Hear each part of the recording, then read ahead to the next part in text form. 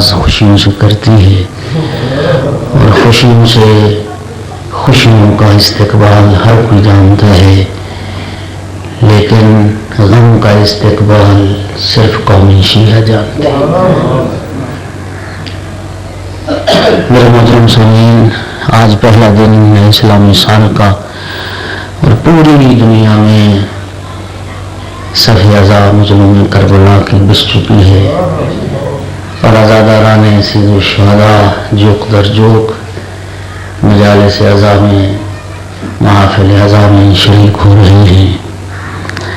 کیوں نہ ہو، میں نے جس حدیث مبارک کو عنوان کلام بنایا ہے، سرکار دو عالم نے ارشاد فرمایا تھا، ان لقتل الحسین حرارتا فی قلوب المؤمنین لا تبرد ابدا۔ پاک پیغمبر نے فرمایا تھا کہ امام حسین علیہ السلام کی شہادت کی وجہ سے صاحبان ایمان کے دلوں میں ایک ایسی حرارت پیدا ہو گئی ہے جو کبھی ٹھنڈی نہیں ہو سکتی۔ مومنین کے دلوں میں ایک ایسی حرارت ہے شہادت حسین کی وجہ سے کہ جو کبھی وہ حرارت ٹھنڈی نہیں ہو سکتی ہے۔ دعا فرمائیں اللہ رب العزت پوری دنیا میں جہاں کہیں عزاداران مظلوم کی عزاداری میں مصروف ہیں، سب کی اور بالاخص پاکستان کے عزاداران سید الشہداء کی حفاظت فرمائے اور وطن دشمن، عزاداری کے دشمن، اہل بیت کے دشمن کریم اللہ سب کو اپنے ناپاک ارادوں میں ناکام فرمائے اور عذاب آخرت سے پہلے اللہ رب العزت انہیں عذاب دنیا میں معذب فرمائے اور انہیں ذلیل و رسوا فرمائے۔ ایک بلند آواز سے صلوات پڑھیے۔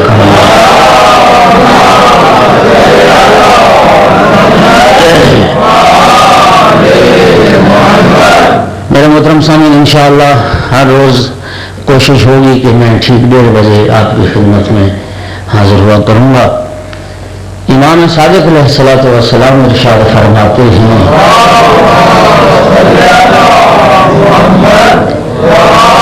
کہ اللہ رب العزت نے امام حسین علیہ السلام کو شہادت عظمیٰ کے عوض 3 چیزیں اس دنیا میں عطا فرمائی۔ پہلی چیز جعل الامامۃ فی ذریۃ الحسین علیہ السلام، شہادت کے عوض جو اس دنیا میں پہلی شے اللہ نے امام حسین کو عطا کی ہے وہ نسل امام حسین میں امامت کو رکھا ہے۔ ذریت امام حسین نے امامت کو قرار دیا اور امامت اتنا بلند مرتبہ تھا کہ اللہ رب العزت نے جناب ابراہیم علیہ السلام کو جب منصب امامت عطا کیا تو جناب ابراہیم نے عرض کی تھی وَمِن ذُرِّيَّتِي، پروردگار میری ذریت سے بھی امام بنا۔ امام حسین علیہ السلام کو جب کبھی سرکار دو عالم اپنے زانو اقدس پہ بٹھاتے تھے تو 3 طرح کے لفظوں سے خطاب کیا کرتے تھے۔ کبھی فرمایا کرتے تھے یا بنیا انکا سید وابن السید و ابو السادہ، بیٹا تو بھی سید و سردار ہے، ایک سید و سردار کا بیٹا ہے اور سادات کا باپ ہے۔ کبھی خطاب کرتے تھے یا بنیا انکا حجت وابن الحجت و حجت، بیٹا تو بھی حجت خدا ہے، ایک حجت خدا کا بیٹا ہے، 9 حجج الہی کا باپ۔ توجہ فرمائیے، حجت کا باپ ہے، 9 حجج الہی کا باپ ہے، خود حجت خدا ہے اور ایک حجت کا بیٹا ہے۔ اور حجت جانتے ہو کیا ہے؟ فلسفہ حجت کیا ہے؟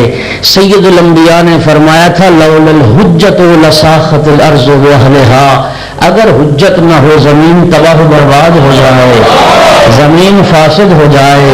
یہ حجت ہے جس کے صدقے میں زمین و آسمان قائم ہیں۔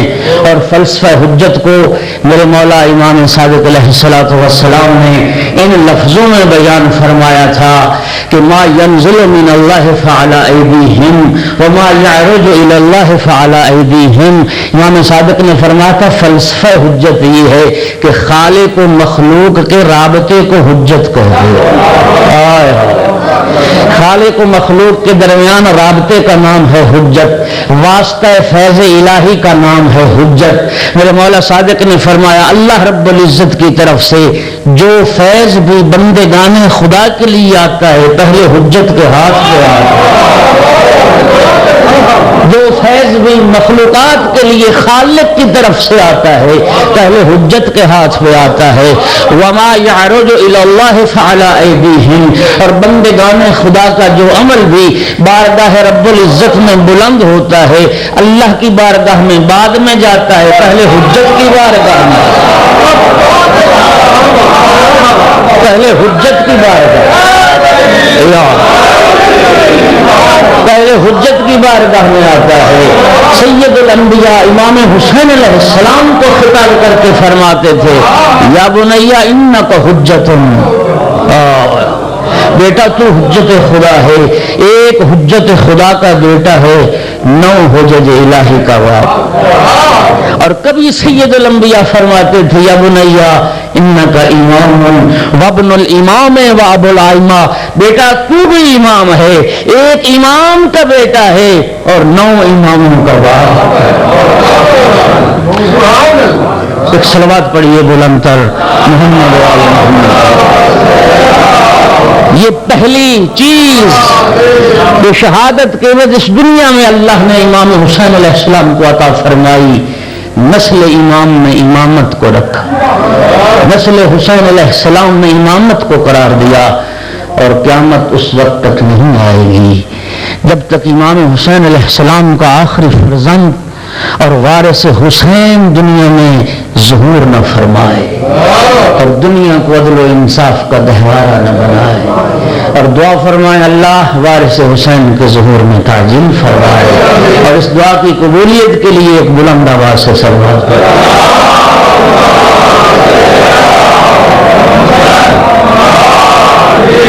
دوسری چیز امام صادق علیہ السلام فرماتے ہیں کہ شہادت کے عوض اللہ نے اس دنیا میں امام حسین کو عطا کی جعل الاجابت تحت قبۃ الحسین علیہ السلام. اللہ نے گنبد امام حسین علیہ السلام کے نیچے قبولیت دعا کو رکھا. جس طرح روایات میں ہے کہ خانہ کعبہ پر جب پہلی نگاہ پڑتی ہے تو کی جانے والی دعا اللہ رد نہیں فرماتا. اسی طرح کربلا جا کے قبر مطہر امام حسین علیہ السلام پر زیر گنبد کھڑے ہو کے کی جانے والی دعا بھی اللہ رد نہیں فرماتا. اور دعا فرمائے اللہ رب العزت ہم سب کو والی کربلا کی زیارت نصیب فرمائے اور زیر گنبد کھڑے ہو کے دعا کرنے کی سعادت نصیب فرمائے. اور میں نے حدیث پیغمبر پڑھی ہے سید الانبیاء نے ارشاد فرمایا کہ جب اللہ کسی بندے کے ساتھ بھلائی کا ارادہ کرتا ہے اس کے دل میں حسین کی محبت ڈال دلی بٹیاں کے سہوان مار پر تشریف فرما ہو. نہیں آپ نے قدر نہیں کی اس جملے کی.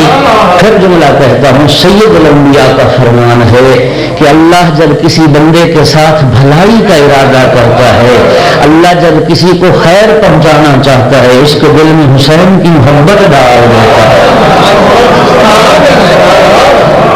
اگلا جملہ سنیے ابھی حدیث مکمل نہیں ہوئی. فرمایا اللہ جب کسی کے ساتھ بھلائی کا ارادہ کرتا ہے اس کے دل میں حسین کی محبت ڈال دیتا ہے اور اس کے دل میں حسین کی زیارت کی محبت ڈال.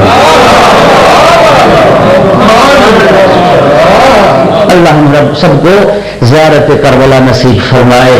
اس والی کربلا کی زیارت نصیب کرے. اور یقین فرمائیے بہت بڑا شرف ہے زیارت امام حسین علیہ السلام. اس کے فضائل یہ ایک مستقل موضوع ہے. کم از کم ایک مجلس اس کے لیے درکار ہے. لیکن میں 2 جملے زیارت کی عظمت کے کہوں گا. پہلا دن ہے سید الشہداء کا ذکر ہے اور یہ ایام ہیں جن میں امام حسین علیہ السلام کی زیارت پڑھی جائے. اللہ توفیق دے ہم سب کو ہر روز امام حسین علیہ السلام کی زیارت اور بالخصوص زیارت عاشورہ کو پڑھیں. اور یہ بڑا مجرب عمل ہے. جن جن لوگوں کی امام زمانہ سے ملاقات ہوئی ہے اور جن ہستیوں سے پوچھا گیا کہ امام سے ملاقات کا طریقہ اور ذریعہ کیا ہے, سب نے یہ کہا ہے زیارت امام حسین جو عاشورہ کی زیارت ہے وہ کثرت سے پڑھا کرو. زیارت عاشورہ کو کثرت سے پڑھا کرو. میرے محترم سامعین, ظاہر امام حسین کا شرف اور مقام یہ ہے کہ معصوم ارشاد فرماتے ہیں قیامت کے دن کوثر پلانے والوں میں ظاہر حسین بھی شامل ہو. نہیں قدر نہیں فرمائی. ظاہر حسین کوثر پلانے والوں میں شامل ہوگا, صرف کوثر پینے والا نہیں ہے. ظاہر حسین کا مقام و مرتبہ یہ ہے اللہ رب العزت ساقیان کوثر میں ظاہر حسین کو بھی شامل کر دے. اور زیارت امام حسین علیہ السلام کا شرف یقین فرمائیے ائمہ معصومین علیہ الصلوۃ والسلام نے حج واجب کی ادائیگی کے بعد, اس فریضہ حج کی ادائیگی کے بعد سب سے زیادہ زور دیا ہے زیارت کربلا پر, زیارت امام حسین علیہ الصلوۃ والسلام پر. اور شیخ جعفر شوستری رضوان اللہ علیہ نے اپنی کتاب خصائص حسینیہ میں اس روایت کو ذکر فرمایا کہ سائل امام صادق علیہ السلام کی خدمت میں آ کے عرض کرتا ہے فرزند رسول میں نے آپ کے در کی ایک حدیث سن رکھی ہے, میں آپ سے تصدیق کرنا چاہتا ہوں کہ کیا یہ فرمان صحیح ہے. مولا نے فرمایا کیا سنا تو نے؟ عرض کرتے مولا میں نے سنا آپ کے جد نے فرمایا تھا کہ جو شخص ایک زیارت امام حسین علیہ السلام کی کرے اللہ 7 مقبول حج کا ثواب اس کے نامہ اعمال میں. مولا کہ آپ کے جد کا فرمان صحیح ہے. مولا نے فرمایا بے شک صحیح ہے, لیکن ثواب صرف 7 حج کا نہیں, اللہ 70 مقبول حج کا ثواب. راوی حیران ہو کے کہتا ہے مولا ایک زیارت امام حسین علیہ السلام اور 70 حج کا ثواب. فرمایا صرف 70 نہیں 700 حج کا ثواب. تعجب اس کا بڑھتا چلا جاتا ہے. اور توجہ فرمائیے میرے مولا کے جملے یہ ہیں کہ 70 مقبول حج 700 مقبول حج. کیسا حج؟ وہ حج جو پیغمبر کی معیت میں بجا لایا پیغمبر کی معیت میں بجا لایا جائے حج, اس حج کا ثواب. مولا 700 حج فرمایا, صرف 700 نہیں 70,000 حج کا ثواب. ایک زیارت حسین ابن علی اور 70,000 حج کا ثواب. فرمایا 70,000 ہی نہیں, ظاہر امام حسین علیہ السلام جب قصد زیارت کر کے گھر سے نکلتا ہے اور پھر زیارت کر کے گھر واپس آنے تک جو قدم بھی زمین پہ رکھتا ہے اللہ حج کا ثواب عطا کرتا ہے, جو اٹھاتا ہے اللہ عمرے کا ثواب عطا کرتا ہے. ظاہر حسین کو قدم قدم پہ حج و عمرہ کا ثواب عطا کرتا ہے. بس سائل کی حد ہو گئی. عرض کرتا ہے فرزند رسول عمل ایک ہے زیارت امام حسین علیہ السلام, لیکن یہ ثواب کا اختلاف کس لیے؟ زیارت کا 7 حج کا ثواب ہے, اسی زیارت کا 70 حج کا ثواب, اسی زیارت کا 700 حج کا ثواب, وہی زیارت حسین اور 70,000 حج کا ثواب, اور وہی زیارت امام اور قدم قدم پہ حج و عمرہ کا ثواب. یہ ثواب کا اختلاف کس لیے؟ میرے مولا صادق نے فرمایا یہ ثواب کا اختلاف ظاہر کی معرفت کے اختلاف کی وجہ سے. جتنی جتنی ظاہر امام حسین علیہ السلام کی معرفت بلند ہوتی چلی جائے گی اتنا اتنا اجر و ثواب بڑھتا چلا جائے گا, اتنا اتنا اجر و ثواب بڑھتا چلا جائے گا. یہ دوسری شے ہے جو امام حسین علیہ السلام کو اللہ نے اس دنیا میں شہادت کے عوض عطا فرمائی کہ گنبد امام حسین علیہ السلام کے نیچے قبولیت دعا کو رکھا. اور میں کہا کرتا ہوں اپنے دوست احباب سے, دنیا جاتی ہے لوگ جاتے ہیں, وہ اور ہیں جو یورپ و امریکہ کا رخ کرتے ہیں. حسین ابن علی کے چاہنے والوں کا ایک ہی ہدف ہے اور وہ ہے کربلا. دنیا جاتی ہے ادھر ادھر سیر و تفریح کے لیے, میں کہتا ہوں اللہ توفیق دے تو جانا چاہیے کربلا. اور معصومین اس قدر تاکید فرمائی ہے ہر سال جاؤ کربلا, اور فرمایا شقی اور بدبخت ہے وہ انسان جسے توفیق ہو, وسائل ہوں اور امام حسین علیہ السلام کی زیارت کے لیے نہ جائے. ایک صلوات پڑھیے بلند آواز.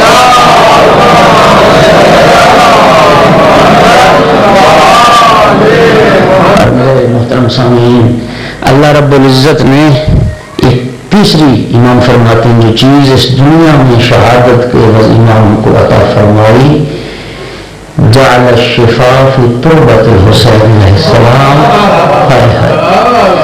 اللہ نے کربلا کی مٹی میں شفا کو رکھا ہے. کربلا کی مٹی میں شفا کو رکھا ہے. خاک کربلا کو خاک شفا بنایا ہے. اس میں شہیدوں کا خون ہے، اس میں شہید اعظم کا خون ہے. اللہ رب العزت نے اس مٹی کو شفا کا باعث بنا دیا.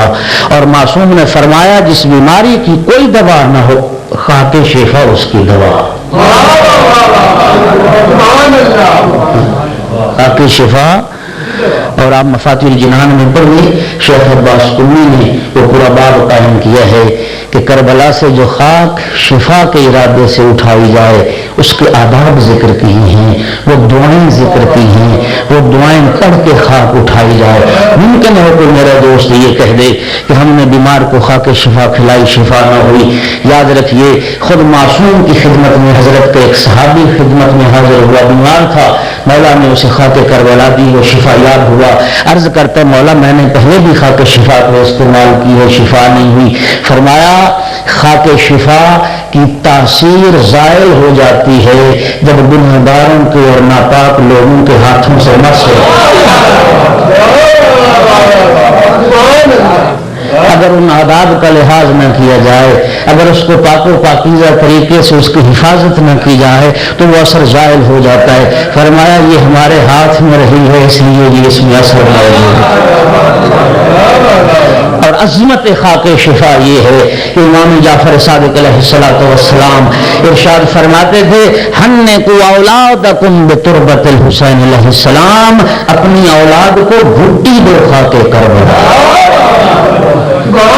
توجہ فرمائیے، اسلامی تربیت کیا ہے؟ بچہ پیدا ہو تو گھٹی دی جاتی ہے نا. بچے کی دنیا کی پہلی غذا کو گھٹی کہتے ہیں. میرے مولا صادق فرماتے ہیں خاک کربلا کی گھٹی دو، خاک شفا کی گھٹی دو. اگر تم چاہتے ہو کہ تمہاری اولاد حسینی بنے، اگر چاہتے ہو تمہاری اولاد کربلائی بنے تو خاک کربلا کی گھٹی دو تاکہ پہلے دن ہی کربلا سے رشتہ جڑ جائے. اور خاک کربلا خون بن کے بچے کی رگوں میں دوڑنے لگ جائے. یہ ہے حسینی بنانے کی اور یہ ہے کربلائی بنانے کی تربیت کا طریقہ. اور میرے محترم عظمت خاک کربلا اور عظمت خاک شفا یہ ہے کہ امام حسن عسکری علیہ السلام ارشاد فرماتے ہیں کہ مومن کی 5 علامتیں. توجہ فرمائیے گا، کتنی علامتیں مومن کی؟ 5 علامتیں. پہلی علامت 51 رکعت نماز پڑھے. جی فرائض بھی نوافل بھی، نماز تہجد بھی، یہ 51 رکعت بنتی ہیں. دوسری علامت مومن کی نماز میں بسم اللہ الرحمن الرحیم بلند آواز سے پڑھتا. تیسری علامت مومن کی التختم بالیمین، دائیں ہاتھ میں انگوٹھی پہنتا. دائیں ہاتھ میں انگوٹھی سونے کی نہیں، مذہب جعفری میں، شریعت پیغمبر میں مرد کے لیے سونا پہننا حرام ہے. توجہ فرمائی. لوہے کی بھی نہیں مقبول ہے، چاندی کی انگوٹھی ہو، عقیق ہو، فیروزہ ہو. وہ نگینے جو ائمہ اہل بیت پہنا کرتے تھے اور عقیق کی سب سے زیادہ فضیلت آئی. اور میں نے یہ روایت پڑھی، معصوم نے فرمایا جس ہاتھ میں ایسی انگوٹھی ہوتی ہے جب وہ ہاتھ دعا کے لیے بلند ہوتا ہے اللہ رب العزت اس دعا کو رد نہیں فرماتا.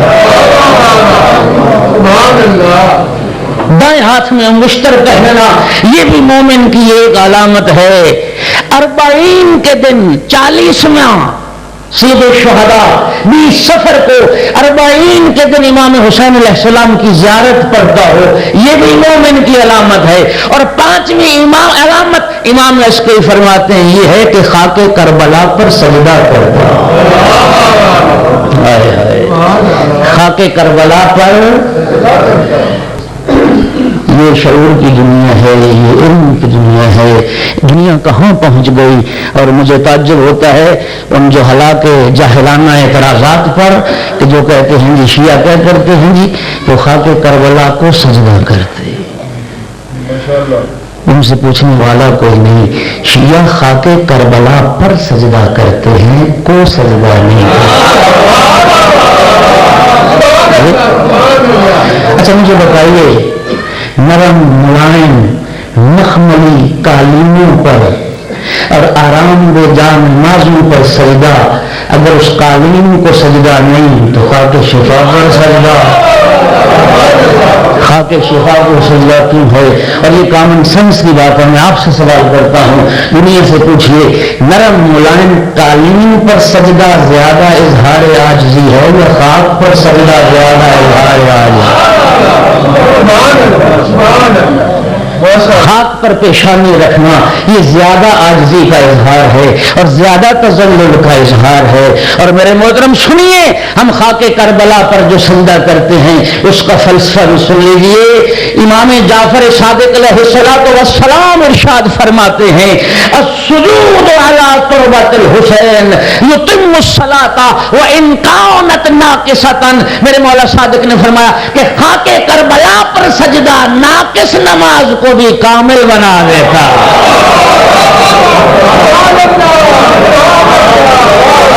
خاک شفا کا سجدہ کیوں کرتے ہیں؟ خاک کربلا پہ سجدہ. مولا فرماتے ہیں سجود علی تربۃ الحسین یتم الصلاۃ وان کانت ناقصۃ، کہ خاک کربلا پر سجدہ ناقص نماز کو بھی کامل کر دیتا ہے. اور ہماری نمازیں ناقص ہی تو ہیں. دنیا بھر کے خیالات ہمیں نمازوں میں آتے ہیں، ہم تو ناقص نمازوں کی تکمیل کے لیے خاک کربلا کا سہارا لیتے. اور قبلہ جہاں تک میرا مطالعہ ہے دو ہی چیزیں معصومین نے فرمائی ہیں جو ناقص نماز کو کامل کرتی ہیں. خاک کربلا پر سجدہ ناقص نماز کو کامل بناتا ہے. اور میرے مولا نے فرمایا ہر فریضہ نماز کے بعد سجدہ شکر بھی ناقص نماز کو کامل بنا دیتا ہے. اور میرے محترم نماز کی معراج ہو جائے کہ ہر فریضہ کے بعد سجدہ شکر ہو اور خاک کربلا پر ہو. یہ تو ان کوتاہیوں کو پورا کرنے کے لیے، اس نقص کو کامل کرنے کے لیے خاک کربلا پر سجدہ کیا اور ایک راز ہے خاک کربلا پر سجدہ کرنے میں. لیکن یہ راز تب سمجھ میں آئے گا جب میں ایک تاریخی حقیقت کو، ایک واقعے کو بیان کروں گا. آپ مل کے بلند آواز سے صلوات پڑھ لیجیے.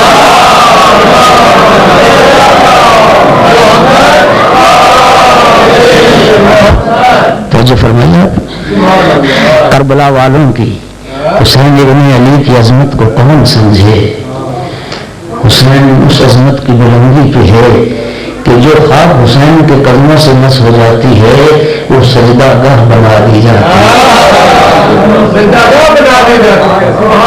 حضرت امیر المومنین علی ابن ابی طالب علیہ الصلوۃ والسلام نے بنت پیغمبر سے خواہش کی. بنت پیغمبر گھر کا کام کاج کثیر ہے، کپڑے دھونا، جھاڑو دینا، چکی چلانا، آٹا خمیر کرنا، بچوں کو نہلانا، کھانا پکانا. آپ کے بابا کے پاس کنیزیں آئی ہوئی. اور یہ زمانے کی بات ہے جب اکثر مسلمانوں کے گھروں میں کنیزیں تھیں. آپ بابا سے خواہش کریں، سوال کریں، یہ کنیز مل جائے جو گھر کے کام کاج میں معاون ہو. جناب امیر المومنین کی خواہش پہ بنت پیغمبر بابا کی خدمت میں حاضر ہوئی. کچھ اور لوگ محفل رسالت میں بیٹھے تھے. سیدہ واپس چلی گئی. سید الانبیاء اٹھے، خانہ زہرا میں تشریف لائے اور سمجھ گئے کہ فاطمہ کسی کام کے لیے آئی تھی. فاطمہ بیٹی کیوں آئی تھی؟ بڑے حیا کے ساتھ عرض کی بابا جان گھر کا کام کاج کثیر ہے، اگر ایک کنیز مل جاتی جو میری معاون ہوتی تو اچھا ہوتا. سرکار دو عالم نے فرمایا فاطمہ بیٹی آپ کو کنیز چاہیے یا کنیز کی بجائے ایک ایسی شے عطا کروں جو دنیا ما فیہا سے بہتر. سیدہ طاہرہ عرض کرتی بابا جان اگر مجھے وہ چیز مل جائے تو تو میں نے کنیز کو کیا کرنا ہے؟ اس وقت سرکار دو عالم نے وہ تسبیح عطا فرمائی جسے آپ تسبیح زہرا کے نام سے پڑھا۔ فاطمہ بیٹی رات سونے سے پہلے 34 مرتبہ اللہ اکبر، 33 مرتبہ الحمدللہ، 33 مرتبہ سبحان اللہ پڑھ کے سو جانا دنیا و ما فیہا سے بہتر۔ اور یاد رکھیے مومنین، جناب سیدہ کی یہ تسبیح ہر فریضہ نماز کے بعد بھی معصوم نے پڑھنے کی تعلیم فرمائی ہے، تلقین فرمائی ہے، اور رات سونے سے پہلے بھی اس تسبیح سیدہ کو پڑھنے کی تلقین فرمائی گئی۔ اور اس تسبیح کی عظمت یہ ہے کہ میرے مولا امام جعفر صادق علیہ الصلوۃ والسلام ارشاد فرماتے ہیں، نہیں ایسے نہیں، صلوات پڑھیں تو بلند آواز۔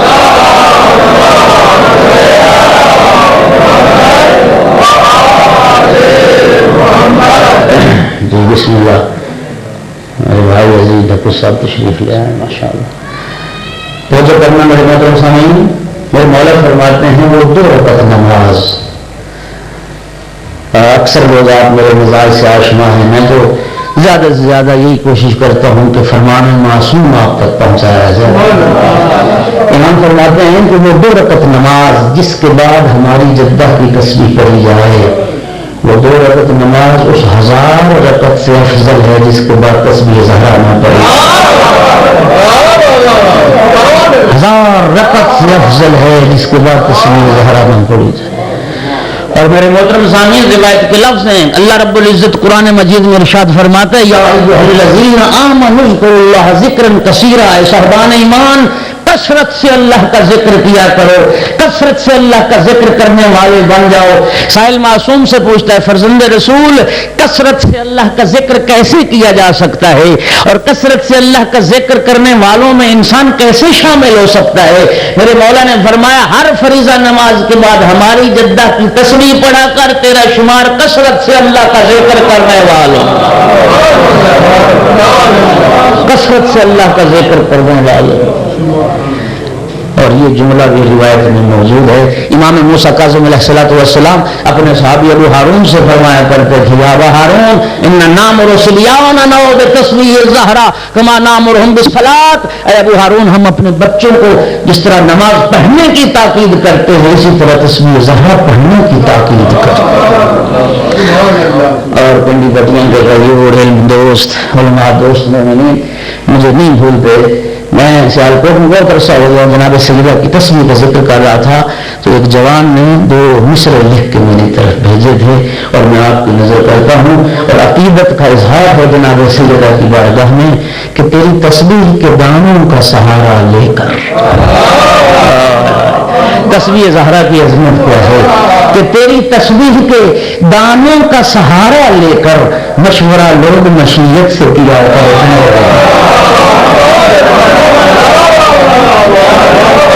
تیری تسبیح کے دانوں کا،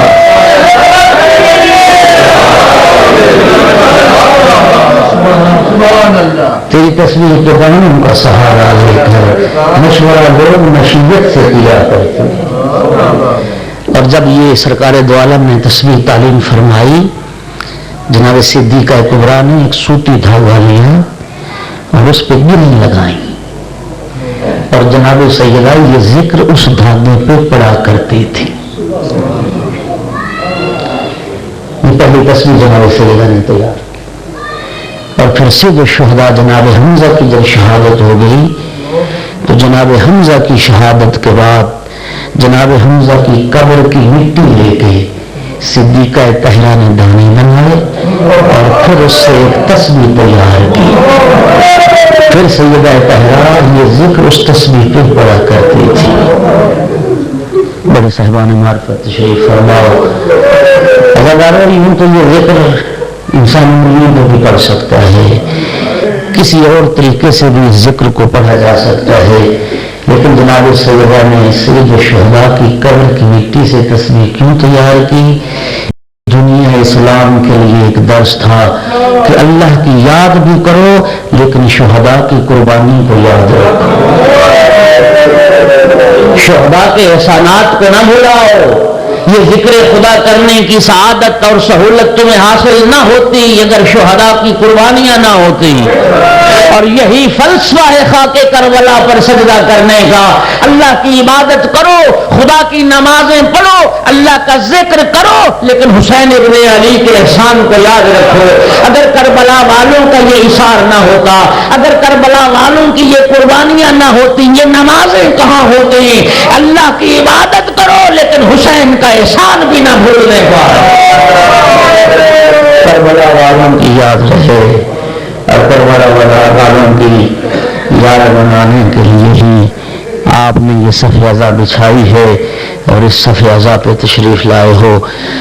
عزاداران حسین یکم ہے اور آج عموماً فرزند زہرا کی مدینے سے رخصتی کی حالات کو پڑھا جاتا ہے. عزادار آج بھی ہر مؤذن جب اذان دیتا ہے نا تو اذان کے بعد ایک دعا پڑھتا ہے. اس دعا میں یہ جملے ہیں وجعلنی عند قبر نبیک محمد المصطفیٰ مستقرا وقرارا. پروردگار اپنی نبی کی قبر کے پہلو میں میری بھی جگہ بنا دے. 1400 سال کے بعد اگر ہر مسلمان کی خواہش ہے کہ میں قبر پیغمبر کے پہلو میں دفن ہو جاؤں اور میں شہر مدینہ میں دفن ہو جاؤں، کیا فرزند رسول کی خواہش نہ ہوگی؟ امت نے مجبور کر دیا فرزند زہرا کو مدینہ چھوڑنے. اور عزاداروں بس 28 رجب کا دن آیا، فرزند رسول نانا کے مزار کی طرف چلے. قبر پیغمبر پہ پہنچا حسین، سلام آخر کے لیے نانا کی قبر پہ ہاتھ رکھا اور ایک جملہ کہا اللہم ان ھذا قبر نبیک، میرا اللہ یہ تیرے نبی کی قبر ہے. وانا ابن بنت نبیک، اور میں تیرے نبی کی بیٹی کا بیٹا حسین. اللہم اختر لی ما هو لک رضا ولرسولک رضا، میرا اللہ میرے لیے اس امر کو اختیار فرما جس میں تیری بھی رضا ہو، تیرے رسول کی بھی رضا ہو. عزاداروں سمجھنا اس جملے کو. امام حسین مدینے سے چلتے وقت، دنیا اعتراض کرتی ہے تو کرتی رہے، مدینے سے چلتے وقت قبر پیغمبر پہ ہاتھ رکھ کے امام حسین نے بتا دیا تھا میرا قیام وہ ہے جس پہ اللہ بھی راضی ہے، اللہ کا رسول بھی ہے، اس پہ خدا بھی راضی ہے، خدا کا رسول بھی راضی ہے. نانا کا سلام کرنے کے بعد چلے بھائی حسن مصطفیٰ کی قبر کی طرف. بھیا میرا سلام آخر قبول فرمائیں، میں آپ کی قبر کو چھوڑ کے جا رہا ہوں، مدینہ چھوڑ کے جا رہا ہوں. بھائی کی قبر کا سلام کرنے کے بعد رخ کیا ماں زہرا کی قبر. یہ مقتل کے الفاظ موجود ہیں. جب آ رہے تھے نا امام نانا کی قبر پہ اور بھائی کی قبر پہ بڑے اطمینان سے چل رہے تھے، بڑے وقار سے چل رہے تھے. بڑا عظمت کا پہاڑ جا رہا ہو، تھم تھم کے قدم رکھتے ہوئے، بڑے وقار سے چلتے ہوئے. لیکن عزاداروں جب رخ کیا نا ماں زہرا کی قبر کا، یوں دوڑ کے ماں کی قبر پہ گئے ہیں جیسے بچہ دوڑ کے ماں کے دامن سے لپٹ جاتا ہے. یا اماں سلام علیک، یا اماں، اماں میرا سلام آخر قبول فرمائیں. اماں میں آپ کی قبر کو چھوڑ کے جا رہا ہوں. اور عزاداروں 3 جواب آئے امام کے سلام کے نتیجے میں. وعلیک السلام یا غریب الام، ماں کا پردیسی بیٹا میرا بھی سلام. علیک السلام یا عطشان الام، ماں کا پیاسا بیٹا میرا بھی سلام. وعلیک السلام یا سہبان الام، سن لو گے علیک السلام یا سہبان الام، اے گھوڑوں کے سنوں پر روندا جانے والا حسین میرا اجرکم علی اللہ. بس سلام آخر کر کے چلے. آل محمد کے گھرانے کی دو باعزت و عظمت بیویاں جناب ام ہانی امام حسین علیہ السلام کی سگی پھوپھی امام کے قریب آئیں اور آ کے فرمایا بیٹا حسین میں نے سنا ہے تو سفر پہ جا رہا ہے. پھوپھی اماں بیٹا کیا یہ نہیں ہو سکتا کہ چند دنوں کے لیے تو سفر منتقل کر دے؟ क्यों फूफी अम्मा क्या हुआ? फरमाया बेटा मैंने आले मोहम्मद के घराने का अजीब दस्तूर देखा है, जब भी आले मोहम्मद के घराने पे कोई मुसीबत आई है ना, मैं कौम जिन्नात की औरतों का नौहा सुनती हूँ, नजर नहीं आते लेकिन नौहे की आवाजें सुनती हूँ। बेटा तेरे नाने का जनाजा उठा, कौम जिन्नात की औरतों का नौहा सुना, तेरी माँ का जनाजा उठा, कौम जिन्नात की औरतों का नौहा सुना, तेरे भाई हसन का जनाजा, तेरे बाबा अली का जनाजा। बेटा न जाने क्या बात है, आज फिर नजर न आने वाली उन औरतों का मैं नौहा सुन रही हूँ, मेरा दिल डरता है फिर मुसीबत आने वाली है। जनाब उम्मे हानी की खिदमत में अर्ज की अम्मा जान, क्योंकि अम्मा ये मुकद्दर हो चुका, ये सफर मेरे लिए नागुज़ीर है। नानी को मुतमईन, फूफी को मुतमईन करके भेजा। जनाब उम्मे हानी चली गई। अब आले मोहम्मद के घराने की बइज्जत अज़मत मस्तूर उम्मुल मोमिनीन जनाब उम्मे सलमा असा के सहारे चलती चलती, जिन्होंने हुसैन को बच्चों की तरह पाला था, इमाम हुसैन के करीब आई और आके कहा बेटा मैंने सुना है तू सफर पे जा रहा है, दीना नहीं अम्मा। फरमाया बेटा मैं तुम्हें सफर से नहीं रोकती, लेकिन मेरी एक बात याद रखना, जिस तरफ तुम्हारा जी चाहे चले जाना, इराक का सफर इख्तियार न करना। क्यों ना नहीं अम्मा? बेटा मैंने तेरे नाना से सुना था इराक में एक सरजमीन है जिसे करबला कहते हैं, तेरे नाना ने बताया था सरजमीन करबला पे मेरा बेटा हुसैन बिला जुर्म खता मारा जाएगा। बेटा करबला का सफर इख्तियार न करना। जनाब मजलूम सैयद शुहदा अर्ज करते हैं नानी अम्मा मेरे नाना ने तो आपको करबला की खबर सुनाई है, अगर चाहें तो मैं आपको करबला दिखा सकता हूँ। आज़ाद मजलूम ने यूं दो उंगलियां खुदा में बुलंद की, सरजमीन करबला सिमट के सामने आई। अर्ज की नानी अम्मा वो फुरात का किनारा देख रही हैं, नानी अम्मा ये वो मकाम है जहाँ मेरे अब्बास के शाने करेंगे, नानी वो मकाम है जहाँ अली अकबर के कलेजे में बर्छी लगेगी, नानी अम्मा ये वो मकाम है जहाँ मेरे कासिम का लाशा पामाल होगा, नानी ये वो मकाम है जहाँ मेरे अली असगर के गले में तीर पैवस्त होगा। एक एक शहीद की मक्तल दिखाई और फिर खाके करबला उठा के नानी को दी। नानी अम्मा जहां मेरे नाना की दी हुई खाक रखी है, इस खाक को भी इस खाक के साथ शीशी में रख लीजिए, और जब तक ये खाक खाक रहे समझना हुसैन जिंदा है, और जिस दिन ये खाक खूने ताजा में बदल जाए समझना हुसैन दुनिया से रुखसत हो गया। अज़ादारान हुसैन बस एक जुमला नानी को मुतमईन किया। अब्दुल्ला इब्ने सनानी कूफी कहता है मैं जिस दिन मदीने पहुंचा उस दिन इमाम हुसैन अलैहिस्सलाम सफर कर गए। अहले मदीना परेशान, चेहरे पे उदासी। मैंने पूछा मदीने वालों ये उदासी कैसी है, ये परेशानी कैसी है? कहा अब्दुल्ला तुझे नहीं पता, रौनक मदीना हुसैन आज मदीना छोड़ के जा रहे हैं। कहता है मैं लोगों के साथ महल्ला बनी हाशिम में आया, इमाम हुसैन अलैहिस्सलाम की तैयारी को देखने लगा। कुर्सी लगी हुई थी, जवानान बनी हाशिम इंतजामात में मशगूल थे, ऊँट लाए जाते थे, उन पे सामान सफर बांधा जाता था। जब सामान सफर बन चुका एक मरतबा आवाज आई हटो हटो लोग अब दूर हो जाओ, अब सैदानियों के सवार होने का वक्त आ गया, अब रसूल ज़ादियों के सवार होने का वक्त आ गया। अब्दुल्ला कहता है मैं लोगों के साथ दूर खड़ा देखता था, एक एक नाका बैत शरफ के दरवाजे पर लाकर दिखाया जाता था। बनी हाशिम के जवान बीबियों को सवार कराते थे, बैत शरफ का पर्दा उठता था, कोई बीबी निकलती थी, बनी हाशिम के जवान बीबियों को महमलों में सवार कराते थे। कहता एक बीबी आई बैत शरफ से निकली, एक 13 साल के नौजवान बच्चे ने उस बीबी को महमल में सवार किया। मैंने पूछा ये बच्चा कौन है, और जो बीबी को सवार करा रहा है कहा ये हसन का यतीम है, ये कासिम है जो अपनी मां को सवार करा रहा है। ایک مرتبہ جناب علی اکبر آگے بڑھے، ایک مخدرہ کو سوار کرا. یہ کون ہے؟ یہ ہم شکل پیغمبر اپنی ماں کو سوار کرا رہے ہیں. حضرت عبداللہ ابن سنان کوفی کہتا ہے ایک مرتبہ بیت الشرف کا پردہ اٹھا، بیت الشرف سے ایک باعزت و عظمت بی بی نکلی، جس کے نکلنے سے حسین نے کرسی چھوڑ دی. جناب عباس نالین سنبھال رہے، علی اکبر بازوؤں کو تھام کے سہارا دے رہے، اور محمد پردہ محمل درست کر رہے. میں نے پوچھا یہ باعزت بی بی کون؟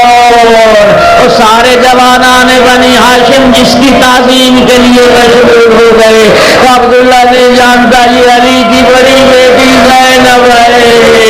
اللہ دارو جناب عباس علمدار آگے بڑھے، اپنے زانوں کو خم کیا، عرض کیا قضا دیا میرے زانوں کا سہارا لے کے سوار ہو جا.